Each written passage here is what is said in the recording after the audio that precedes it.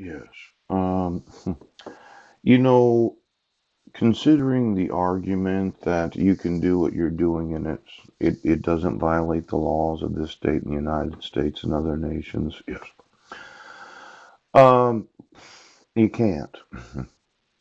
Now, there's another way to handle this problem. If I'm right, yes, and I were to stuff your brains full of the arguments and anger instead of the sex that you've been reading, yes, you'd cum your brains and you wouldn't be able to think. Poop.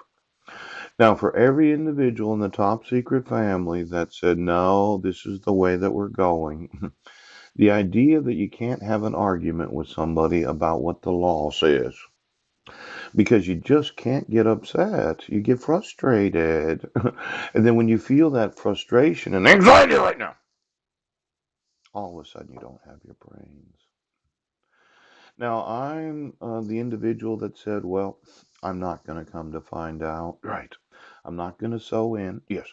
I don't think your breed of being, yes, is superior to my breed of being right now. Now, the arguments for what is known as God, God, yeah. Well, the Bible takes for granted that that book is about God. Yes. And I know a lot of you would argue the existence of God. I've had a lot of experiences with those that have argued with me. Yes. And quite often, if their position of the argument is that God does not exist, it is not my job to prove them wrong.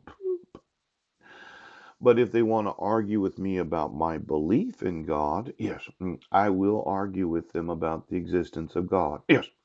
Now let's say, okay, that you're absolutely sure that God does not exist. Well, uh, there's this reason, yes, and then number two, the posterior argument by which we proceed logically from the facts of experience. These arguments are A, the cosmological by which it is proved that there must be a first cause of all things, for every effect must have a cause.